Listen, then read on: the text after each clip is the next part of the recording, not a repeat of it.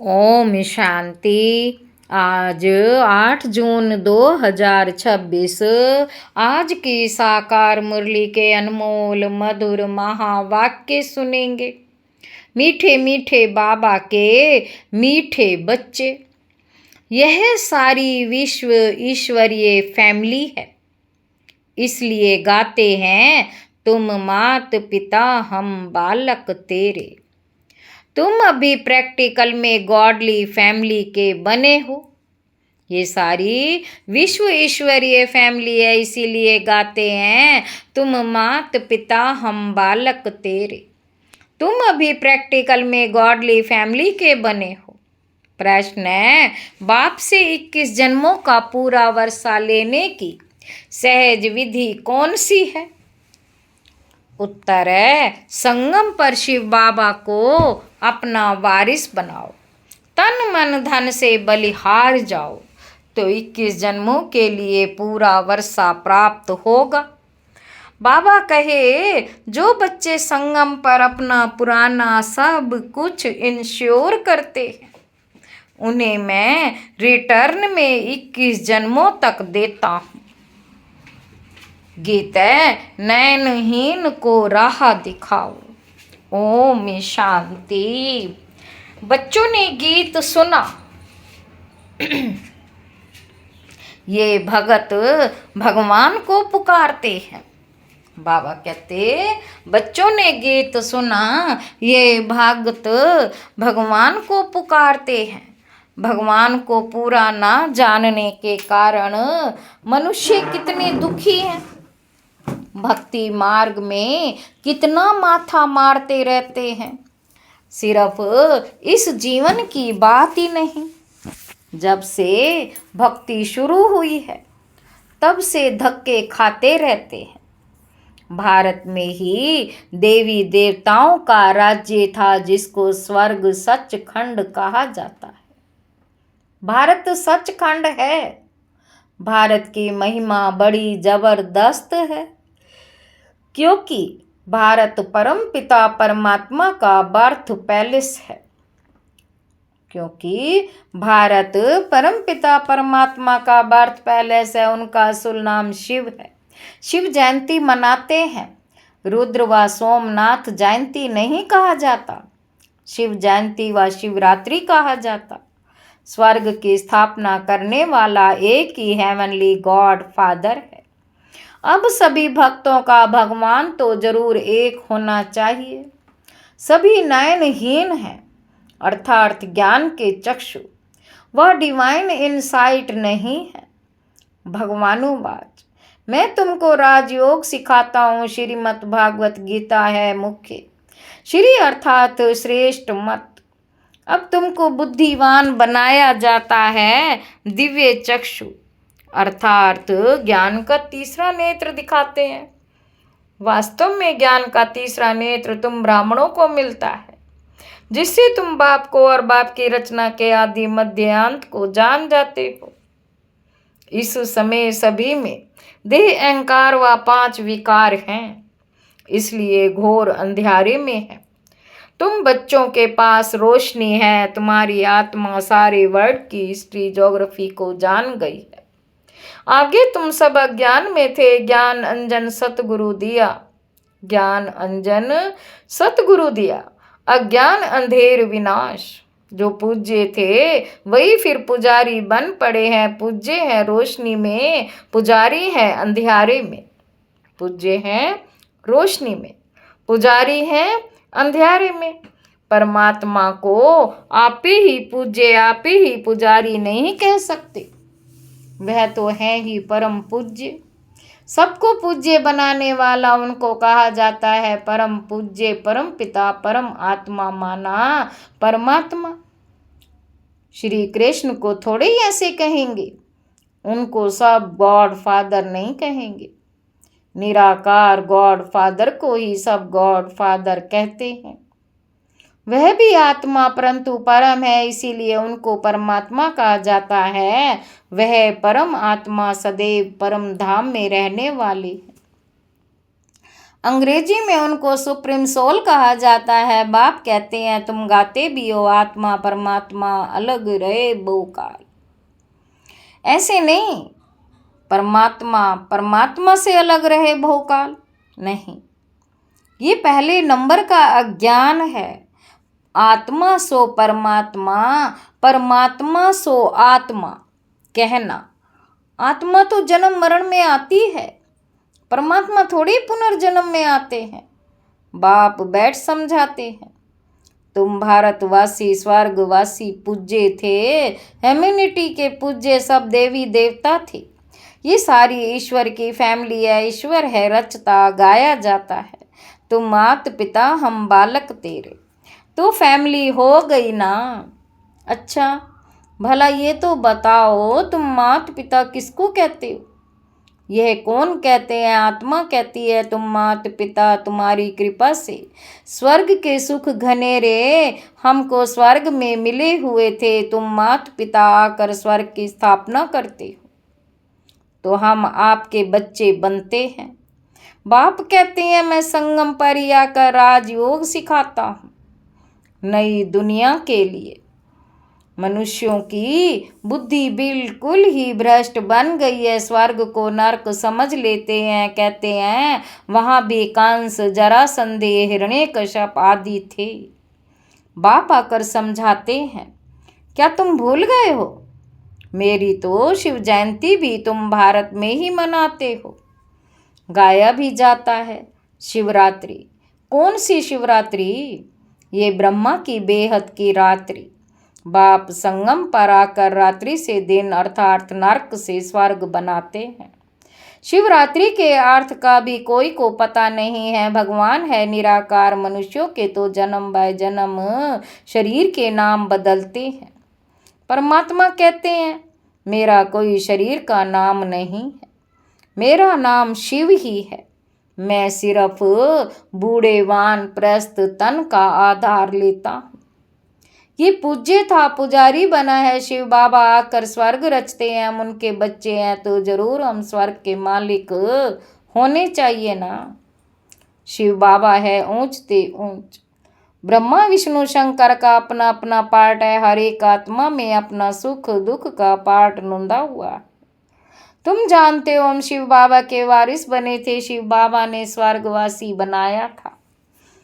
तब उनको सब याद करते हैं ओ गॉड रहम करो। साधु भी साधना करते हैं क्योंकि यहाँ दुख है तो निर्वाण धाम जाना चाहते हैं। आत्मा परमात्मा में लीन हो जाती है, आत्मा परमात्मा में लीन हो जाती है। वह हम आत्मा सो परमात्मा, ये समझना रोंग है। अब तुम कहते हो हम आत्मा परम धाम में रहने वाली हैं, फिर देवता कुल में आएंगे, फिर 84 जन्म लेंगे। हम आत्मा वर्णों में आती है, शिव बाबा जन्म मरण में नहीं आते। सिर्फ नारायण की डिनाइस्टी थी, जैसे क्रिश्चियन घराने में Edward the first second third चलता है। क्रिश्चियन घराने में Edward the first second third चलता है, वैसे वहाँ भी Lakshmi Narayan the first, Lakshmi Narayan the second third, ऐसे 8 डिनाइस्टी चलती है। अभी तुम ब्राह्मणों का तीसरा नेत्र खुला है, बाप बैठ आत्माओं से बात करते। तुम ऐसे 84 का चक्र लगाए इतने इतने जन्म लेते आए हो। वर्णों का भी एक चित्र बनाते हैं जिसमें देवता क्षत्रिय वैश्य शूद्र ब्राह्मण बनाते हैं। अब तुम जानते हो हम सो ब्राह्मण चोटी हैं। इस समय हम ईश्वरीय औलाद प्रैक्टिकल में इस सहज राजयोग और ज्ञान से हमको सुख घनेरे मिलते हैं। बाबा कहते कोई तो सूर्यवंशी राजधानी का वर्षा लेते हैं, कोई चंद्रवंशी का। सारे किंगडम स्थापन हो रही है, हर एक अपने पुरुषार्थ से वह पद पाएंगे। कोई अगर पूछे कि अभी पढ़ते पढ़ते हमारा शरीर छूट जाए तो क्या पद मिलेगा, तो बाबा बतला सकते हैं योग से ही आयु बढ़ती है, वे कर्म विनाश होते हैं और कोई उपाय पतित से पावन बनने का नहीं। पतित पावन कहने से ही भगवान याद आता है, परंतु भगवान है कौन ये नहीं जानते। बाप कहते हैं मैं आता ही भारत में हूँ, ये मेरा बर्थ पैलेस है। सोमनाथ का मंदिर कितना आलीशान है, ये बाप बैठ बच्चों को समझाते हैं भक्ति मार्ग में फिर यादगार बनने शुरू होते हैं। जब पुजारी बनते हैं तो पहले पहले सोमनाथ का मंदिर बनाते, पहले सोमनाथ का मंदिर बनाते। भारत तो सतयुग त्रेता में बहुत साहूकार था, मंदिरों में भी अकीचार धन था। भारत हीरे तुल्य था, अब तो भारत कंगाल कोड़ी तुल्य है। फिर बाप आकर भारत को हीरे तुल्य बनाते, बाप आकर भारत को हीरे तुल्य बनाते। वह कहाँ है? वह तो सर्वव्यापी है। बाप कहते हैं ये सारा झाड़ जर्जरीभूत अवस्था को पाया हुआ है। अपने को देखा जाता है कि हम लायक बने हैं जो बाबा मम्मा की गद्दी नशीन बन सके। यह है ही पतित दुनिया, पवित्रता है मुख्य। अब तो no health no wealth no happiness, अब तो no health no wealth no happiness. यह है रुणे के पानी में सलमृग तृष्णा के समान राज्य। इस पर भी दुर्योधन की कहानी शास्त्रों में लिखी हुई है। दुर्योधन विकारी को कहा जाता है। द्रौपदियां कहती हैं हमारी लाज रखो। सब द्रौपदियां हैं ना, ये बच्चियां स्वर्ग का द्वार है। बाबा कितना अच्छी रीति समझाते हैं। जिनका बुद्धि योग पूरी रीति लगा हुआ होगा तो धारणा भी होगी।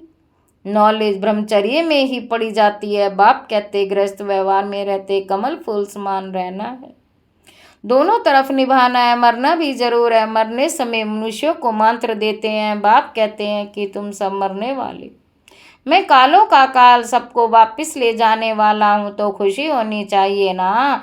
फिर जो अच्छी रीति पढ़ेंगे वे स्वर्ग के मालिक बनेंगे, नहीं पढ़ेंगे तो प्रजा पद पाएंगे। यहाँ तुम आए हो राज्य पद पाने, ये पढ़ाई है, इसमें अंधश्रद्धा की तो बात ही नहीं। ये पढ़ाई है राजाई के लिए, जैसे पढ़ाई की अहम ऑब्जेक्ट है। बैरिस्टर बनेगा तो योग जरूर पढ़ाने वाला टीचर से रखना पड़ेगा। बैरिस्टर बनेगा तो योग जरूर पढ़ाने वाले टीचर से रखना पड़े। यहाँ तुमको भगवान पढ़ाते हैं तो उनसे योग लगाना है। बाप कहते मैं परम धाम बहुत दूर से आता हूँ। परम धाम कितना ऊंचा है, सूक्ष्म वतन से भी ऊंच। वहां से आने में मुझे सेकंड लगता है, उनसे तीखा और कुछ भी हो नहीं सकता। सेकंड में जीवन मुक्ति देता जनक का मिसाल है ना। अभी तो नर्क पुरानी दुनिया है, नई दुनिया स्वर्ग को कहा जाता है। बाप नर्क का विनाश कराए, स्वर्ग का मालिक बनाते हैं। बाकी सब आत्माएं शांति धाम में चली जाती हैं। आत्मा इमॉर्टल है, उनको पार्ट भी इमॉर्टल मिला हुआ है। फिर आत्मा छोटी बड़ी कैसे हो सकती है, अथवा जल मर कैसे सकती है? आत्मा छोटी बड़ी कैसे हो सकती है अथवा जल मर कैसे सकती है? यह है स्टार, बड़ा छोटा हो ही ना सके। अब तुम हो God fatherly student. God father knowledgeful blissful है, वह तुमको पढ़ा रहे हैं। बाबा कहते तुम जानते हो इस पढ़ाई से हम सो देवी देवता बनेंगे। तुम भारत की सेवा कर रहे हो। पहले पहले तो बाप का बनना है, और जगह तो गुरु के पास जाते हैं, उनका बनते हैं अथवा उनको अपना गुरु बनाते हैं। या तो है बाप, तो पहले बाप का बच्चा बनना पड़े। फिर बाप बच्चों को अपनी जायदाद देते हैं। बाप कहते हैं बच्चे तुम एक्सचेंज करो, तुम्हारा कखपन हमारा, सब कुछ तुम्हारा। देह सहित जो कुछ है वे सब मेरे को दो, मैं तुम्हारी आत्मा और शरीर दोनों को पवित्र बना दूंगा, और फिर राजाई पद भी दूंगा। तुम्हारे पास जो कुछ है तुम बलि चढ़ा दो तो जीवन मुक्ति मिलेगी। बाबा ये सब आपका है। बाप कहते हैं तुम मुझे वारिस बनाओ। मैं 21 जन्म तुम्हें वारिस बनाता हूँ, सिर्फ मेरी मत पर चलो। भल धंधा आदि करो, विलायत जाओ, कुछ भी करो, सिर्फ मेरी मत पर चलो। खबरदार रहना, माया खड़ी घड़ी पर छाड़ेगी। कोई भी विकर्म नहीं करना, श्रीमत पर चलेंगे तो श्रेष्ठ बनेंगे। अच्छा, मीठे मीठे सिकी लधे बच्चों प्रति माता पिता बाप दादा का याद प्यार और गुड मॉर्निंग। रूहानी बाप के रूहानी बच्चों को नमस्ते। हम रूहानी बच्चों की रूहानी बाप दादा को याद, प्यार और गुड मॉर्निंग। नमस्ते बाबा, नमस्ते, शुक्रिया बाबा, शुक्रिया। धारणा के लिए मुख्य सार। पहला पॉइंट है, आत्मा और शरीर दोनों को पावन बनाने के लिए देह सहित जो कुछ है उसे बाप के हवाले कर उनकी श्रीमत पर चलना है। दूसरा पॉइंट है, माता पिता के गद्दी नशीन बनने के लिए स्वयं को लायक बनाना है। लायक बनने के लिए मुख्य पवित्रता की धारणा करनी है। वरदान है, संगम युग पर अतीन्द्रिय सुख का अनुभव करने वाले, संगम युग पर अतीन्द्रिय सुख का अनुभव करने वाले डबल प्राप्ति के अधिकारी भाव। जो बच्चे संगम योग पर अतीन्द्रिय सुख का अनुभव कर लेते हैं उन्हें सदा शांति और खुशी की डबल प्राप्ति का नशा रहता है, क्योंकि अतीन्द्रिय सुख में ये दोनों प्राप्तियां समाई हुई हैं। अभी आप बच्चों को जो बाप और वर्षे की प्राप्ति है ये सारे कल्प में नहीं हो सकती। इस समय की प्राप्ति अतीन्द्रिय सुख और नॉलेज भी फिर कभी नहीं मिल सकती। तो इस डबल प्राप्ति के अधिकारी बनो। स्लोगन है, एक दो के संस्कारों को जानते हुए उनसे मिलकर चलना, यही उन्नति का साधन है। मातेश्वरी जी के अनमोल महावाक्य, सच्चे पातशाह परमात्मा से सच्चा होकर रहो। सच्चे पातशाह परमात्मा से सच्चा होकर रहो। इस समय अपने को बाप परमात्मा द्वारा ये फरमान मिला, निरंतर मेरी याद में रहो। योग का अर्थ है ईश्वरीय याद में रहना। योग का अर्थ है कोई ध्यान नहीं, अपना ये सहज योग जो चलते फिरते काम काज करते उसकी याद में रहना, जिसको ये अटूट अखंड योग कहा जाता है। परंतु इसमें निरंतर रहने की प्रैक्टिस की दरकार है। अगर उसके फरमान पर फरमानबरदार हो नहीं रहेंगे, कुछ कोताही करेंगे, अवज्ञा करेंगे तो दंड जरूर भोगना पड़े। उनका फरमान है, जैसा कर्म मैं करता हूँ मुझे देख तुम भी फुल स्टॉप लो, नहीं तो माया की चोट खाएंगे। सच्चे पातशाह से सच्चा होकर रहो। जो भी कुछ माया का विघ्नस्तावे वो भी इनके आगे रखना चाहिए, तो उनकी मदद से माया हट जाएगी, रास्ता क्लियर हो जाएगा। फिर तो जहाँ बिठाए जैसा चलाए जो खिलाए रास्ता क्लियर हो जाएगा। ऐसा साथ देने की बहुत हिम्मत चाहिए। ऐसे महान सौभाग्यशाली बिल्कुल थोड़े निकलेंगे, वे विजय माला में जाएंगे। बाकी भाग्यशाली हैं जो थोड़ा बहुत लेकर जाकर प्रजा बनेंगे। तो थोड़ा मिलने में खुश नहीं हो जाना। बाबा कहते, अपनी इच्छा तो संपूर्ण हो, साहस रखो, आगे बढ़ना है। अपनी इच्छा तो संपूर्ण हो, साहस रखो, आगे बढ़ना है। माया विघ्न डालेगी परंतु उसके ऊपर विजय पानी है। इसमें अगर भूल की तो निश्चय की कमी है, कुछ अपनी धारणा में कमी है, ये तो अपना कसूर है। इसमें लोक लाज कुल मर्यादा को तोड़ना पड़ता है। जब ये तोड़ेंगे तब ही सच्चे पारलौकिक देवी मर्यादा को पाएंगे। ये विकारी दुनिया तो जाने वाली है। देखो मीरा ने भी लोक लाज खोई तब गिरधर को पाया। अगर उस लोक लाज को रखेंगे तो इस देवी लोक के भांति बन नहीं सकेंगे। अगर कल्याण अर्थ ईश्वरीय राय तो दी जाती है, अब ये अपनी बुद्धि का फैसला करना है, क्या करना है, क्या उचित है। ये अव्यक्त इशारे। सदा हर्षित रहने के लिए अपनी नेचर को सरल बनाओ, सहनशील बनो। जो सरल चित्त है वही सदा हर्षित रहते हैं। हर्षित चित्त है तो सबको आकर्षित करते। हर्षित का अर्थ ही है अतीन्द्रिय सुख में झूमना, ज्ञान का सुमरण करते, अव्यक्त स्थिति का अनुभव करते, अतीन्द्रिय सुख में झूमना, इसको कहा जाता है हर्षित। इसके लिए साक्षीपन की सीट पर सेट रहे। माया और प्रकृति के पेपट शो को मनोरंजन के रूप में देखो। बाबा कहते, साक्षीपन की सीट पर सेट रहे, माया और प्रकृति के पेपट शो को मनोरंजन के रूप में देखो। अच्छा, ओम शांति।